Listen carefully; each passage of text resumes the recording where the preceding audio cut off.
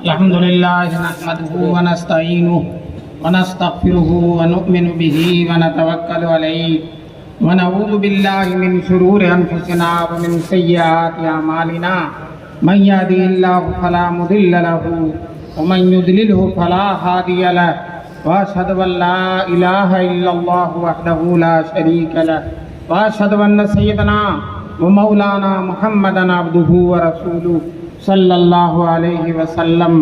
اعوذ باللہ من الشیطان الرجیم. بسم اللہ الرحمن الرحیم. ان تنصروا اللہ ینصرکم ویثبت اقدامکم. صدق اللہ العلی العظیم. وقال النبی صلی اللہ علیہ وسلم لا تزال طائفة من امتی ظاہرین علی الحق لا يضرهم من خذلهم ولا من خالفهم وهم على ذلك حتى يأتي أمر الله أو كما قال النبي صلی اللہ علیہ وسلم. سلام اس پر کہ جس کے نام لیوا ہر زمانے میں، سلام اس پر کہ جس کے نام لیوا ہر زمانے میں بڑھا دیتے ہیں ٹکڑا سرفروشی کا فسانے میں. بڑھاتے ہیں کہ نہیں؟ آج فلسطینیوں نے بڑھا رکھا ہے، بدر و احد کی یاد تازہ کر رکھی. کہا سلام اس پر کہ جس کے نام لیوا ہر زمانے میں بڑھا دیتے ہیں ٹکڑا سرفروشی کا فسانے میں. حضرت صدر جلسہ، معزز اور محترم علماء کرام، محترم بزرگوں اور دوستوں، نوجوانان ملت، اللہ کا لاکھ لاکھ کرم ہے، احسان ہے کہ اللہ تبارک تعالیٰ نے ہم کو انتہائی اہم مقصد کے تحت مدارس دینیہ کی حفاظت کے سلسلے میں غور و فکر کرنے اور تدابیر سوچنے اور اس میں مل جل کر بیٹھ کر فیصلہ کرنے کے لیے اللہ تبارک تعالیٰ نے ہم سب کو جمع ہونے کا موقع نصیب کیا. ہمارے حضور صلی اللہ علیہ وسلم نے جب آخری حج فرمایا تھا، حجۃ الوداع جس کو کہتے ہیں، 1,00,000 کا مجمع تھا حضور صلی اللہ علیہ وسلم کے ساتھ، اور آپ نے اونٹنی پر بیٹھ کر خطبہ دیا تھا. لاؤڈ اسپیکر نہیں تھا، مائک نہیں تھا، 1,00,000 کا مجمع تھا. اور حضور صلی اللہ علیہ وسلم کی آواز جس طرح سے نزدیک والا سن رہا تھا اسی طرح سے دور والا بھی سن رہا تھا. یہ معجزہ تھا جناب رسول پاک صلی اللہ علیہ وسلم کا. آپ نے قیامت تک مسلمانوں کے لیے جتنی اہم چیزیں ہو سکتی ہیں اس خطبے میں بیان کر دیا. خطبے کے بعد عرفات کے میدان میں اللہ کے رسول پاک صلی اللہ علیہ وسلم نے انتہائی خشوع اور خضوع کے ساتھ، عاجزی کے ساتھ، گر گرا کر اللہ سے دعا کی تھی. وہ آج میں دعا بتانا چاہتا ہوں، وہ دعا کیا کی تھی. حضور صلی اللہ علیہ وسلم نے دعا کی تھی، اے اللہ میری امت قیامت تک باقی رہے.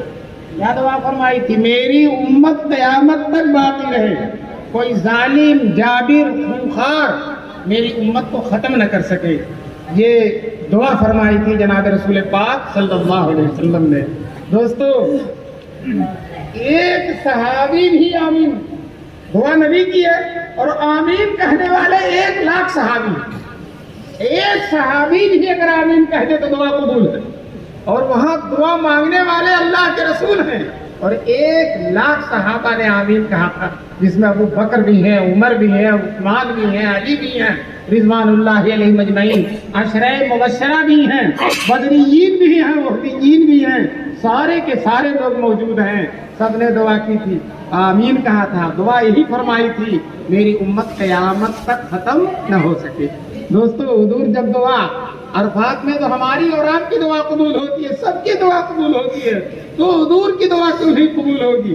دعا کرتے ہی جو ہی فارغ ہوئے رسول پاک صلی اللہ علیہ وسلم، آسمان سے جبریل بشارت لے کر آ گئے، اللہ کا حکم لے کر آ گئے، میرے محبوب آپ کی دعا قبول، میرے محبوب آپ کی دعا قبول ہے.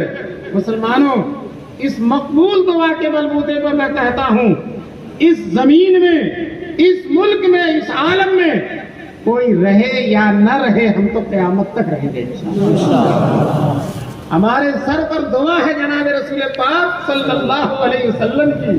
दोस्तों ये मस्जिदें भी रहेंगी, ये मीनारें भी रहेंगे, ये काल अल्लाह काल रसूल की सदाएं भी रहेंगी, ये सजदों के नूर से मुनव्वर पेशानियां भी रहेंगी, ये नूरानी दाढ़ियां भी रहेंगी, ये दारुल उलूम देवबंद भी रहेगा, ये मदाहिरुल उलूम सहारनपुर भी रहेगा, और ये चप्पे चप्पे में किशनगंज के गोशे गोशे में जो फैले हुए मदारिस हैं, इंशाअल्लाह ये सारे के सारे मदारिस क़यामत तक बाकी।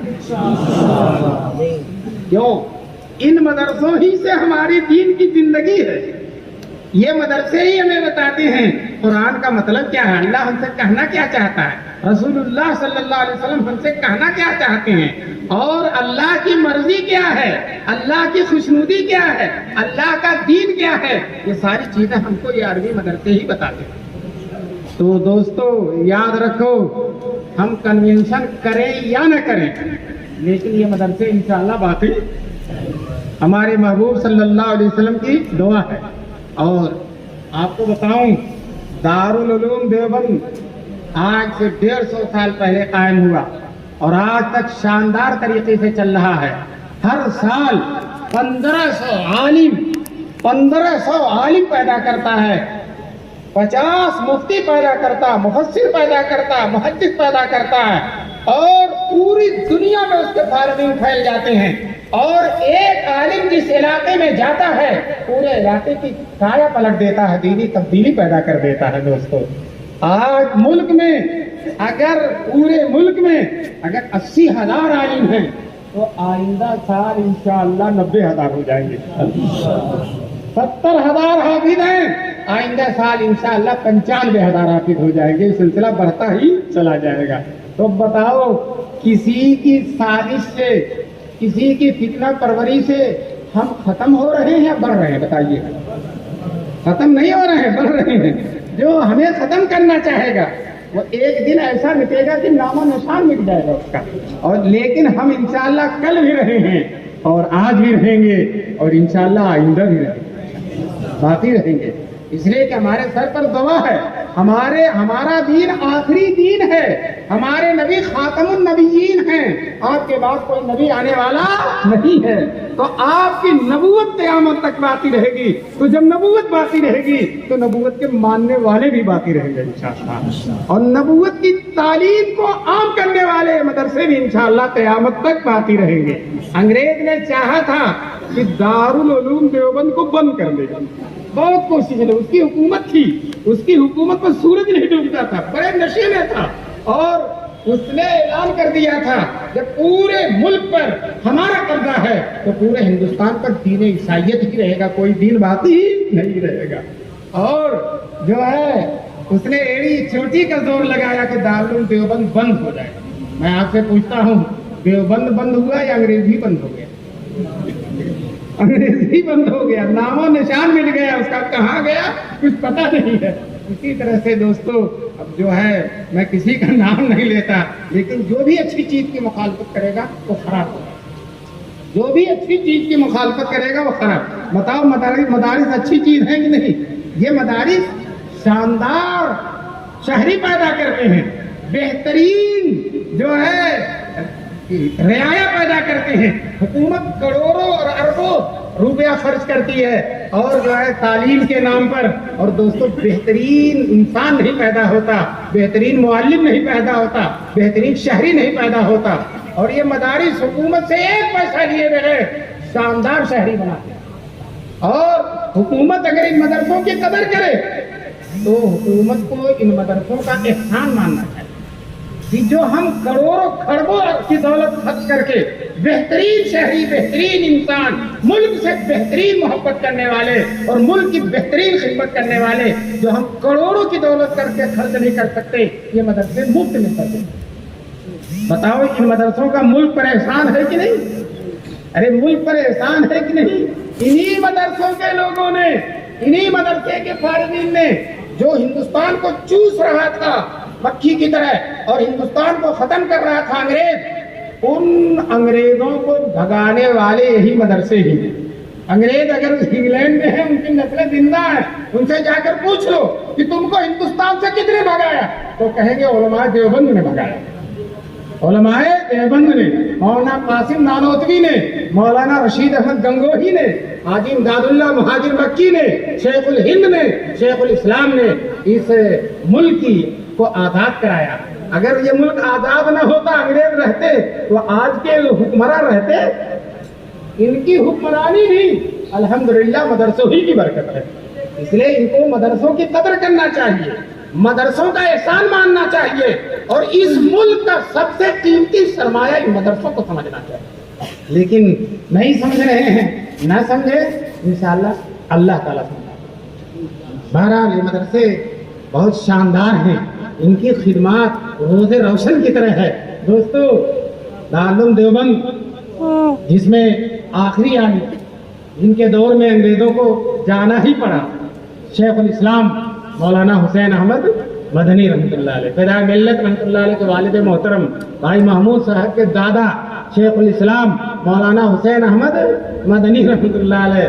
दोस्तों, अंग्रेजों के खिलाफ फतवा दे दिया था कि किसी भी हिंदुस्तानी के लिए अंग्रेज की फौज में भर्ती होना जायज नहीं है, अंग्रेजों की मदद करना जायज नहीं है, बल्कि सारे हिंदुस्तानियों को अंग्रेजों की बगावत करना चाहिए। दोस्तों, ये बयान दे दिया और इस बयान पर हजरत मदनी को गिरफ्तार करके कराची ले जाया गया और कराची में जबरदस्त मुकदमा चला हजरत पर। अदालत में खचाखच भरी हुई थी अदालत, और अंग्रेज हर तरफ से फौजी तोप ताने हुए खड़े थे कि अगर आर्डर हो जाएगा तो कमरे अदालत ही में मौलाना को और उनके साथियों को उड़ा दिया जाएगा, खत्म कर दिया जाएगा। दोस्तों, अदालत में मौलाना मदनी को गिरफ्तार करके पेश किया गया, जज के सामने बयान दिया उन्होंने और ये कहा कि जज साहब सुन लें, मैंने ये फतवा दिया था और आज भी दे रहा हूं और आइंदा भी दूंगा। बताओ, अदालत में मुजरिम अपने जुर्म का इनकार करता है, लेकिन ये अल्लाह के लिए जो है इस जुर्म को, अल्लाह के लिए इस जुर्म में मोहब्बत को करने वाला, वो अदालत में अपने जुर्म का इकरार कर रहा है। और ये भी कह रहे हैं, अगर बरतानिया से वायसराय हिंदुस्तान में इस्लाम मिटाने के लिए आएंगे तो इस्लाम की हिफाजत में जितनी गर्दनें कटेंगी उसमें पहली गर्दन हुसैन अहमद की होगी। और ये भी फरमा दिया, कराची के लोगों, मुझे मेरे कफन की भी जरूरत नहीं है, मैं देवबंद से अपना कफन साथ लेकर आया, देवबंद से अपना कफन साथ लेकर आया। जब अदालत में ये बयान दिया, मौलाना मोहम्मद अली जौहर भी बैठे हुए थे, बेसाख्ता मौलाना मदनी के पैरों को चूम लिया, अल्लाह अल्लाह ये जुनैद, ये तो सहाबे किराम की याद पैदा तक कराती। दोस्तों, जानते हैं, सब लोग समझ रहे थे कि मौलाना मदनी को फांसी हो जाएगी, लेकिन अंग्रेज ने, जज ने जो फैसला लिखा वही लिखा, इन लोगों को 2 साल के कैद व मशक्कत दी जाती। हालांकि फांसी होना था, लेकिन अल्लाह ने हिफाजत फरमाई, और फिर अल्लाह की हिफाजत का यह नतीजा हुआ कि अंग्रेज जिसको फांसी देना चाहता था वही शख्सियत अंग्रेजों के बिस्तर बांधने पर मजबूर करने वाली बन गई और हिंदुस्तान से उनको जाना पड़ गया। तो दोस्तों, ये मदारिस, इनके कारनामे बहुत शानदार हैं। हमारी ही जिम्मेदारी नहीं है कि मदारिस का एहतराम करें, ख्याल करें, बल्कि हुकूमतों की भी जिम्मेदारी है कि इन मदारिस की शान को, इनके रुतबे को, इनके दर्जे को, इनके कारनामों को पहचाने और मदरसों की खिदमत करें और मदरसों की मुखालफत से बाज आ जाए। इसलिए कि किसी की मुखालफत से बताओ, मदरसों का बिगड़ेगा या मुखालफत करने वालों का बिगड़ेगा? बोलो। मुखालफत हम तो रहेंगे इंशाअल्लाह, हम तो बंद होने वाले हैं।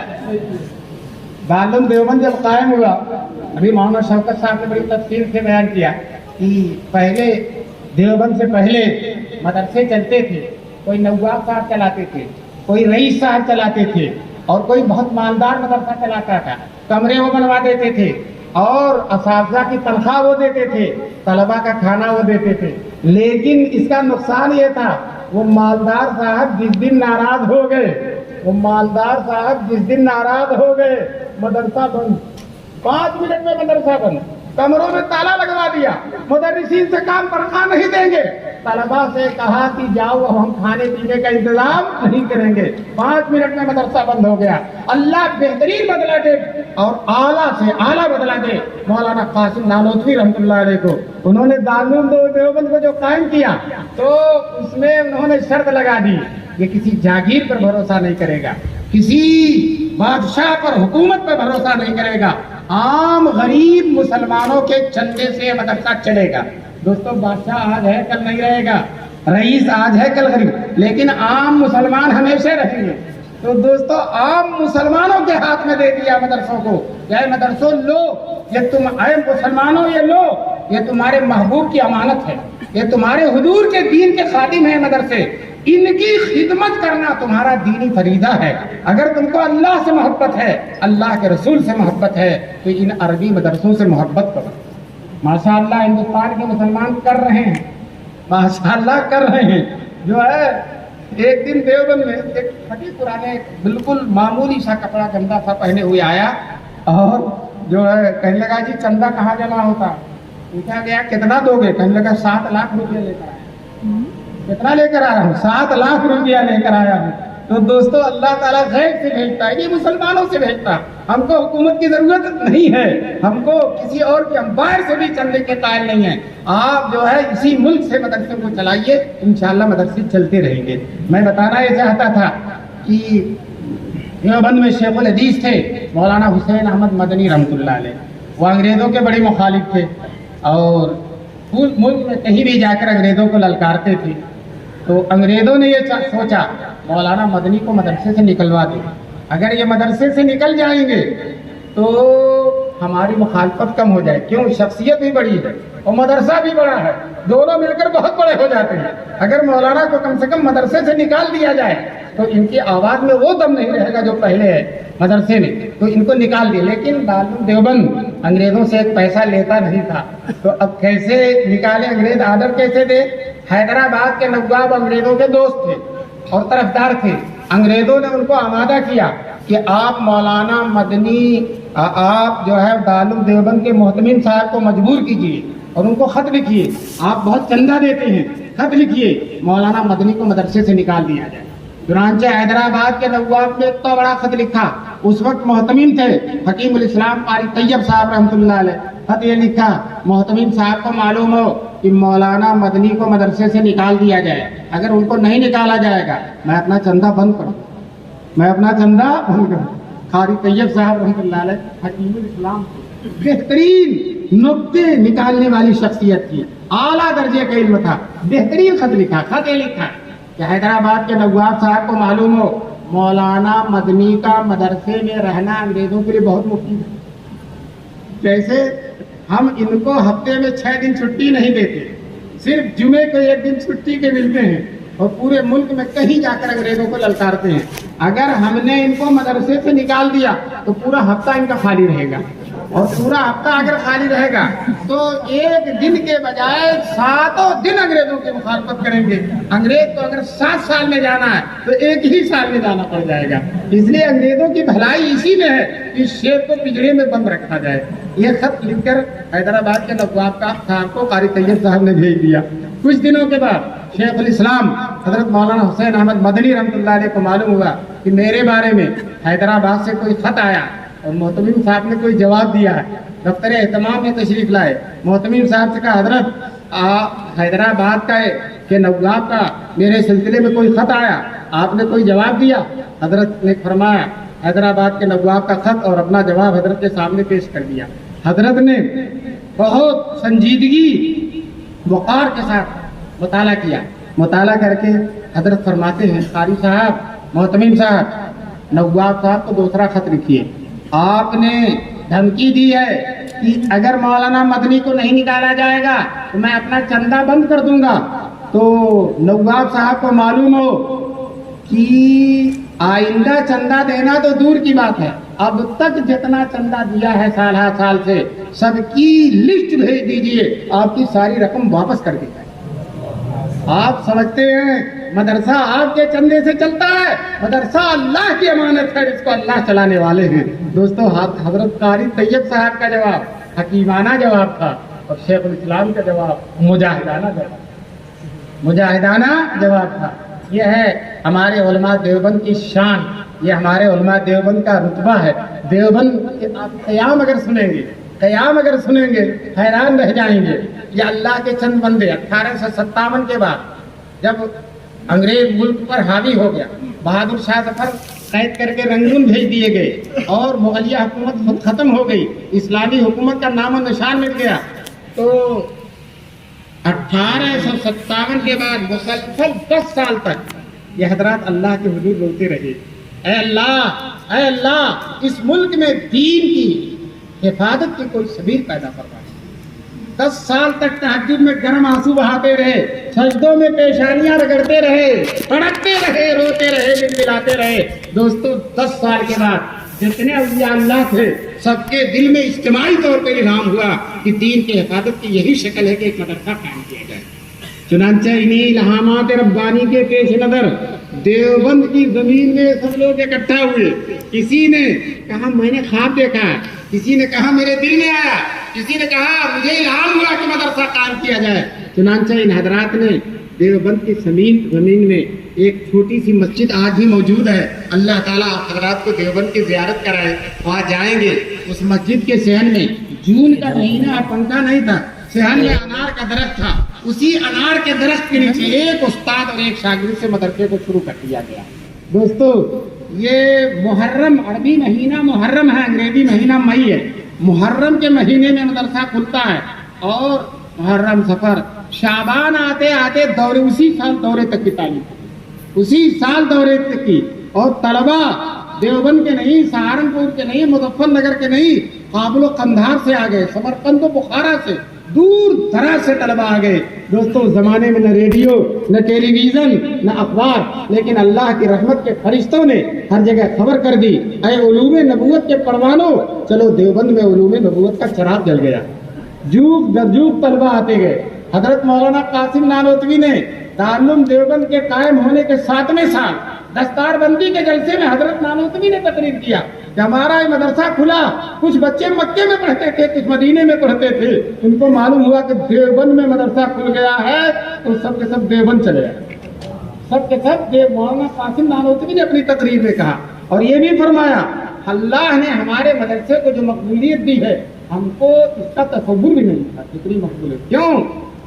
اخلاص تھا ان حضرات کا، آہیں سحرگاہی تھی۔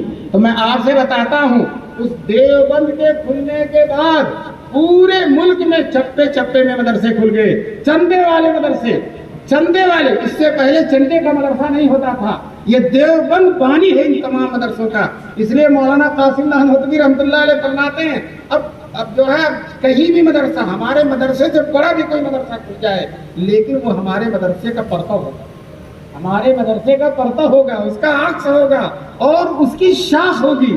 چنانچہ بہت سے مدرسے شاخیں بناتے ہیں اور الحمدللہ دیوبند کی شاخیں بنتی ہیں کا مطلب یہ ہے جو مدرسہ کھلتا وہ اپنی جگہ پر سمجھتا ہے کہ ہم دیوبند کے کیا شاخ ہیں، چاہے رابطے میں مربوط ہو یا نہ ہو لیکن پھر بھی اپنے آپ کو دیوبند کا کیا سمجھتا ہے، شاخ سمجھتا ہے۔ اور الحمدللہ دیوبند ہی نہیں، اسی انداز کے مدرسے جدے میں بھی چل رہے ہیں، اسی انداز کے مدرسے قطر میں بھی چل رہے ہیں، دبئی میں بھی چل رہے ہیں، کویت میں بھی چل رہے ہیں اور امریکہ میں بھی چل رہے ہیں، افریقہ میں بھی چل رہے ہیں۔ ابھی ہم چند سال پہلے دارالعلوم دیوبند میں بہت بڑے محدث ہیں مولانا نعمت اللہ صاحب، ان کے ساتھ ختم بخاری کے لیے فیجی گئے۔ فیجی ایک ایسا جزیرہ ہے جو دنیا کے سب سے شروع ہے، وہیں سے دنیا شروع ہوتی ہے، اس سے پہلے کچھ بھی نہیں ہے، وہیں سے دنیا شروع ہوتی ہے۔ جہاں چلتے چلتے چلتے چلتے تھک گئے، جب جا کر فیجی جزیرے میں اترے، وہاں جب اترے ہیں تو دیکھا دورے کے مدرسے ہیں۔ ہم نے علماء سے پوچھا، مدرسین سے پوچھا کہاں سے پڑھ کر آئے ہیں؟ کہنے لگے دارالعلوم دیوبند سے پڑھ کر، دارالعلوم دیوبند سے پڑھ کر آئے ہیں۔ دوستو کسی شاعر کا شعر یاد آتا ہے، اڑائے کچھ ورق نرگس نے، کچھ لالے نے، کچھ گل نے، چمن میں ہر طرف بکھری ہوئی ہے داستان میری، چمن میں ہر طرف بکھری ہوئی ہے۔ دوستو اصلها ثابت و فروعها فی السماء، جس کی جڑیں زمین میں گہرائی تک پہنچی ہیں، دنیا کے چپے چپے میں پہنچی ہوئی ہیں اور جس کی شاخیں آسمان تک پہنچی ہوئی ہیں۔ دوستو بونے لوگ، زمین پر رہنے والے لوگ اس درخت کو ختم نہیں کر سکتے۔ یہ مدرسے رہیں گے انشاءاللہ، رہیں گے نا، لیکن ہم لوگوں کو ان مدرسوں کی قدر کرنا چاہیے۔ سب سے بڑی قدر یہ ہے کہ اپنے بچوں کو ان مدرسوں میں دے، اپنے بچوں پہلے ان کو عالم بناؤ، پہلے قرآن پڑھاؤ، پہلے حدیث پڑھاؤ، پہلے قائد بغدادی پڑھاؤ، ناظرہ پڑھاؤ، تعلیم اسلام پڑھاؤ، انہیں کلمہ سکھاؤ، ایمان مفصل اور ایمان مجمل سکھاؤ۔ جب تمہارے بچے مسلمان ہو جائیں گے اور دین کی تعلیم ان کے سینے میں بیٹھ جائے گی، اللہ کے رسول کی محبت ان کے دل میں بیٹھ جائے گی، خلفائے راشدین کو جان جائیں گے، چاروں اماموں کو جان جائیں گے، اولیاء اور اقطاب کو جان جائیں گے، خواجہ معین الدین چشتی، قطب الدین بختیار کاکی، نظام الدین اولیاء کو جان جائیں گے۔ دوستو انشاءاللہ ثم انشاءاللہ کتنے بھی خراب ماحول میں جائیں گے ان کے سینے سے ایمان نکلے گا۔ اس لیے آج ہماری بچیاں اور بچے جو مرتد ہو رہے ہیں، کیوں؟ ہم نے پیدا ہوتے ہی ٹائی پہنا کر ان کو انگلش میڈیم میں بھیجا۔ انگلش میڈیم میں جانتے ہیں کیا؟ ٹائی لگا کر جاتے ہیں، ٹافی کھا کر آ جاتے ہیں، ٹائی لگا کر جاتے ہیں اور ٹافی کھا کر آ جاتے، کچھ بھی نہیں پڑھتے۔ اور اب میں بتاؤں، ہمارے عربی مدرسے ماشاءاللہ قرآن کے ساتھ، حدیث کے ساتھ، دین کے ساتھ اور سیرت کے ساتھ اور جو ہے فقہ کے ساتھ الحمدللہ یہ جدید تعلیم بھی شروع کر چکے ہیں، کر رہے ہیں، اور انگریزی اور ماشاءاللہ ان اسکولوں میں، کالجوں میں جو بچہ 5 سال میں پڑھتا ہے الحمدللہ مدرسے والے 1-2 سال میں پڑھاتے تھے، 1-2 سال میں پڑھاتے تھے۔ تو لو صاحب دنیا بھی مل گئی اور دین بھی مل گیا۔ پھر بیوقوفی ہے جب اپنے چھوٹے چھوٹے بچوں کو چوچلے کے ساتھ، بڑے ناز نخرے کے ساتھ، ہمارا بیٹا فلاں انگلش میڈیم میں جا رہا، ارے جا رہا خاک بن رہا، کچھ بھی نہیں ہو رہا۔ تم عربی مدرسوں میں بھیجو، ایک بچے کو انگلش میڈیم میں بھیج دو اور ایک بچے کو عربی مدرسے میں بھیج دو، دونوں کی عمر برابر، دیکھو گے یہ دین بھی جان جائے گا اور انگریزی بھی اس سے زیادہ جان جائے گا۔ ابھی میں نانوتا میں گیا، ایک چھوٹا سا بچہ 15 پارہ کا حافظ تھا، انگریزی میں ایسی تقریر کیا، بڑے بڑے انگریزی پڑھنے والے لوگ آش کر رہے تھے۔ تو دوستو کیوں؟ یہ قرآن پڑھنے سے، حدیث پڑھنے سے دماغ ایسا کھل جاتا ہے کہ انگریزی تعلیم، دینی تعلیم اس کے بائیں ہاتھ، انگریزی تعلیم، دنیاوی تعلیم، عصری تعلیم اس کے بائیں ہاتھ کا کھیل بن جاتا ہے۔ تو مسلمانوں تہیہ کرو کہ انشاءاللہ ہم سب سے پہلے اپنے بچوں کو عربی مدرسے میں بھیجو گے انشاءاللہ۔ یہ سب سے بڑا تعاون ہے، یہ چندہ دینے سے بھی بڑا تعاون ہے کہ اپنے بچوں کو مدرسوں میں بھیجو۔ اور دوسری بات یہ ہے کہ جب ہم حکومتوں سے نہیں لیتے ہیں، بادشاہوں سے نہیں لیتے ہیں، تو ہمارے لیے یہی لوگ بادشاہ ہیں۔ انشاءاللہ مدرسوں کی خدمت کرو گے، تعاون کرو گے۔ اب سنو، اگر تم نے مدرسے کو چندہ دے دیا اور تمہارے چندے سے کھا کر ایک بچہ حافظ ہو گیا، یہ جب تک قرآن پڑھے گا تم خبر میں رہو گے، انشاءاللہ تم کو ثواب پہنچتا ہے۔ تم نے کمرہ بنا دیا مدرسے میں، تو جب تک قال اللہ قال رسول کی صداؤں سے وہ گونجتا رہے گا تم خبر میں رہو گے، لیکن تمہیں ثواب پہنچتا رہے گا۔ اسی طرح سے حدیث میں حضور صلی اللہ علیہ وسلم نے فرمایا کہ مرنے کے بعد بھی 3 چیزوں کا ثواب ملتا رہتا، صدقہ جاریہ، کوئی صدقہ جاریہ ہے، کنواں بنا دیا، راستہ بنا دیا، کمرہ بنا دیا، مسجد بنا دیا، مدرسہ بنا دیا، اور علم ينتفع بھی، علم چھوڑ کر گئے، جیسے امام بخاری لکھ کر، حضرت تھانوی 1000 کتابیں لکھ کر چلے گئے، جتنے لوگ اس سے فائدہ اٹھاتے رہیں گے قبر میں ثواب ملتا رہے گا۔ اور تیسری چیز ولد صالح يدعو له، نیک بیٹا جو ابا کے لیے دعا کرے۔ دوستو یہ اسکولوں میں پڑھنے والے کہاں دعا کریں گے؟ یہ عربی مدرسوں ہی میں پڑھنے والے دعا کریں گے۔ اسکول پڑھنے والے اپنے لیے ہی دعا کرتے تو ابا کے لیے کیا دعا کریں گے؟ اس لیے تم ان کو اگر آخرت کی بھی بلائی چاہتے ہو ان عربی مدرسوں میں بھیجو گے انشاءاللہ۔ اور مدرسے کے جو بڑے بڑے علماء یہاں بیٹھے ہیں، ذمہ داران بیٹھے ہیں، انہیں مجھے کوئی نصیحت نہیں کرنی ہے، بس صرف ان کو یاد دلا دینا ہے کہ قاسم نانوتوی نے جو 8 اصول بیان کیے، حضرت قاسم نانوتوی جو 8 اصول بیان کیے ہیں، ان اصولوں کے مطابق اگر مدرسے کو چلایا جائے تو انشاءاللہ یہ مدرسے قیامت تک چلے گا۔ اصولوں کے مطابق اس میں یہ بھی ہے کہ جو ہے وہ 8 اصول ہیں، مولانا نے جب مدرسہ قائم کیا تو 8 اصول لکھے، اسی اصول کے اعتبار سے مدرسوں کو چلایا جائے۔ اس میں یہ لکھا کسی جائیداد پر بھروسہ نہ کیا جائے، کسی مالدار پر بھروسہ نہ کیا جائے، اللہ کے توکل پر عام غریب مسلمانوں کے چندے سے مدرسے کو چلایا جائے، اللہ کے توکل۔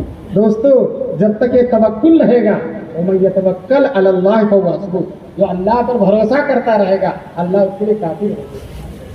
اب بتاؤ جب اللہ رکھے تو کون چکھے؟ میں آپ سے بتانا چاہتا ہوں، اگر مدرسوں کی اللہ حفاظت کر رہے ہیں، اور پوری دنیا امریکہ افریقہ یہود فہود سب کے سب مدرسوں کی مخالفت کریں اور اللہ مدرسوں کو چلانا چاہتے ہیں، کس کی چلے گی بولو؟ اللہ کی چلے گی. ان کی مخالفتیں دھری کی دھری رہ جائیں گی. میں بہرحال ہم اصولوں کے اعتبار سے مدرسوں کو چلائیں. مولانا محمد علی جوہر دارالعلوم دیوبند میں آئے، ان کو حضرت نانوتوی کے 8 اصول دکھائے گئے، وہ رونے لگے، کہنے لگے اس کا تعلق عقل سے ہے ہی نہیں، اس کا تعلق دل سے، اس کا تعلق دل سے ہے. یہ اہل دل لوگ ہیں جنہوں نے ان مدرسوں کو قائم کیا ہے. آج ہم انہی اصولوں پر اگر چلیں، اصولوں پر چلیں گے، انشاءاللہ یہ مدرسے باقی رہیں گے. اور رہا مدرسوں میں انکوائری ہونا، پھر انکوائری ہونا، یہ تو ہوتی ہے، یہ تو حق ہے حکومت ہے چلو کرے، لیکن انکوائری سے کوئی مدرسے ختم نہیں ہوگی.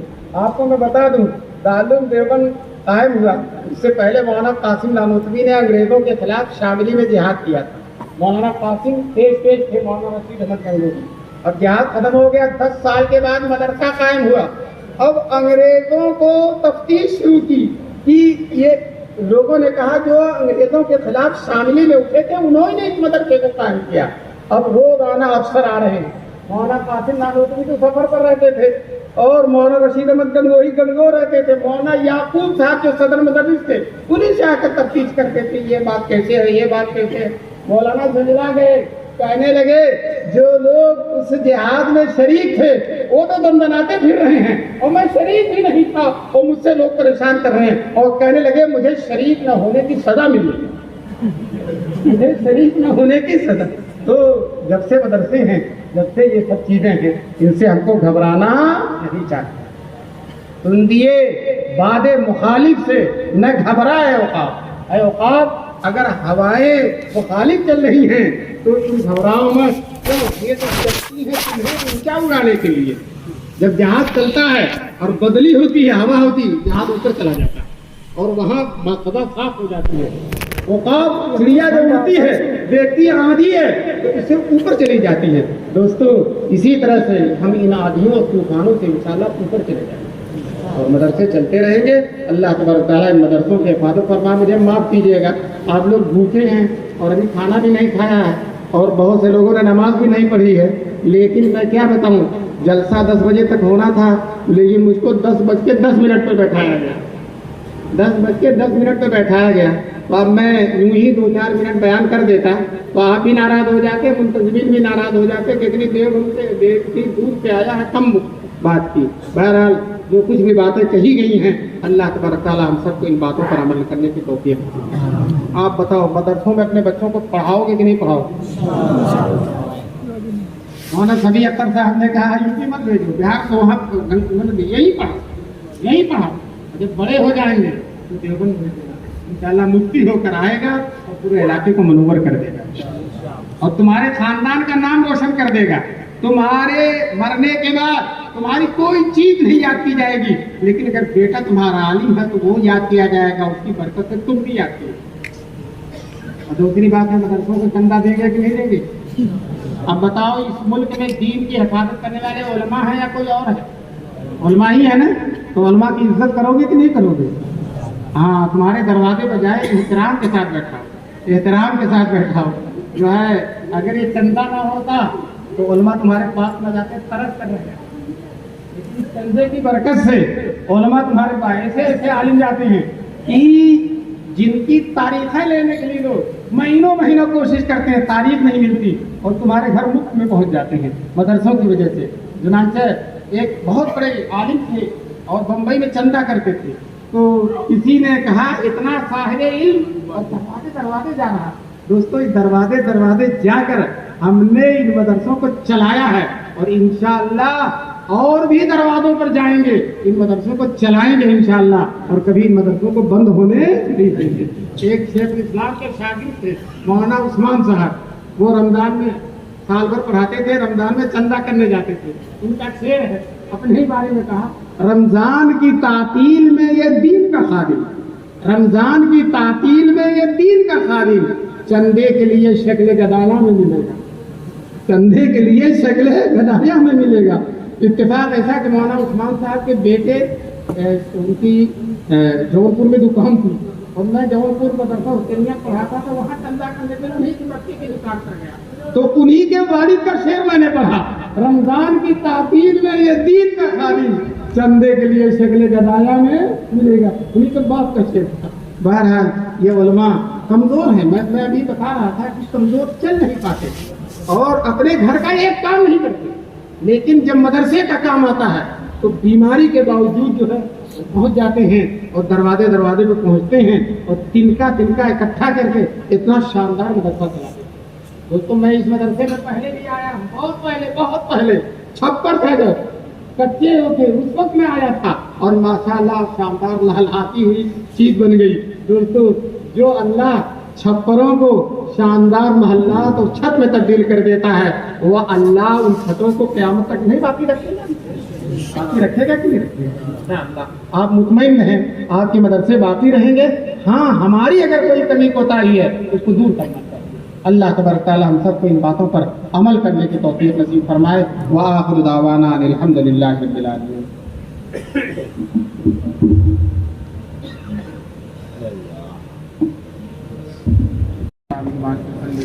ربنا ظلمنا انفسنا وان لم تغفر لنا وترحمنا لنكونن من الخاسرین۔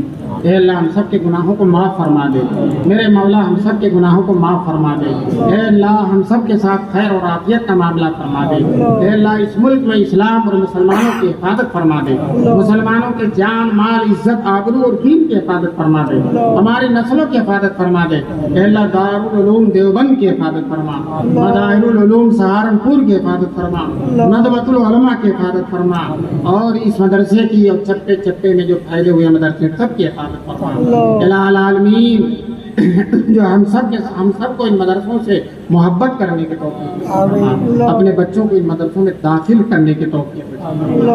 اے اللہ یہ کنونشن جن حضرات نے، جمعیت علماء کے لوگوں نے، اس مدرسے کے لوگوں نے اور یہاں کے علماء نے جو اس کنونشن کو منعقد کیا ہے، انتہائی کامیاب، جس میں دین کی خیر کی باتیں ہوئی ہیں، اے اللہ ان تمام لوگوں کو بہترین بدلہ نصیب فرما۔ اے اللہ ان کی خدمات کو قبول فرما لے۔ اے اللہ جمعیت کو دین دوگنی اور رات چوگنی ترقیات سے نواز دے۔ اے اللہ اس مدرسے کو سارے مدرسوں کے ساتھ خیر کا معاملہ فرما دے۔ الہ العالمین ہمارے ہی مدرسوں کو جو تیرے محبوب کی امانت ہیں، تیرے محبوب کے سینے سے نکلے ہوئے علوم کی حفاظت کر رہے ہیں، تیری کتاب کی، تیرے محبوب کے کلام کی حفاظت کرتے ہیں، میرے مولا ان مدرسوں کی آپ حفاظت فرمائیے۔ اے اللہ ان مدرسوں کی آپ حفاظت فرمائیے۔ اے اللہ ہم بڑی عاجزی کے ساتھ، فروتنی کے ساتھ، تواضع کے ساتھ، کوئی گھمنڈ نہیں ہے، کوئی غرور نہیں ہے، میرے مولا بس بہت تواضع کے ساتھ آپ کے بارگاہ میں درخواست کرتے ہیں کہ ان ضعیف نحیف کمزور لوگ، یہ ناتما لوگ جنہوں نے خدمت کا یہ بیڑا اٹھایا ہے اور مدرسوں کو چلا رہے ہیں اپنی ناتوانیوں کے باوجود، اے اللہ ان کی دستگیری فرما۔ اے اللہ ان کے سر پر تیری رحمت کا سایہ نصیب فرما۔ اے اللہ ان کی غیب سے حفاظت فرما دے۔ اے اللہ تیرے فلسطینی بندے جنہوں نے بدر و احد کی یاد تازہ کر دی ہے، الہ العالمین ان کی غیب سے مدد فرما دے، غیب سے مدد فرما دے۔ اے اللہ ان کے دشمنوں کو ذلیل و خوار کر دے، رسوا کر دے، ان کے وجود کو سطح ہستی سے مٹا دے۔ اے اللہ اس مجمع میں جو بیمار ہیں انہیں شفا نصیب فرما، جو پریشان ہیں ان کی پریشانیاں دور فرما دے، جو مقروض ہیں ان کے قرضوں کی ادائیگی کی غیب سے سبیل پیدا فرما دے۔ اے اللہ یہاں جو تحفظ اوقاف کانفرنس ہونے جا رہی ہے اسے کامیاب فرما دے۔ اے اللہ ہمارے اوقاف پر جو لوگوں کی غلط نظر ہے، الہ العالمین ان کی نظروں کو صحیح فرما دے۔ اے اللہ اوقاف کی حفاظت فرما۔ اے اللہ تیرے مخلص بندوں نے اپنے خون جگر سے کمائی ہوئی زمینوں کو تیرے دین کے لیے، تیرے غریب بندوں کے لیے، مدرسوں کے لیے، مسجدوں کے لیے وقف کیا ہے، میرے مولا جس خلوص کے ساتھ انہوں نے وقف کیا ہے ان کے خلوص کی لاج رکھ کر ان اوقاف کی حفاظت فرما دے۔ اے اللہ ان اوقاف کی حفاظت فرما دے۔ اے اللہ اپنے رسول پاک صلی اللہ علیہ وسلم کی برکت سے، صدیقین، شہداء اور صالحین کی برکت سے ہماری دعا کو قبول فرما لے۔ سبحان ربک رب العزت عما یصفون وسلام علی المرسلین والحمد للہ۔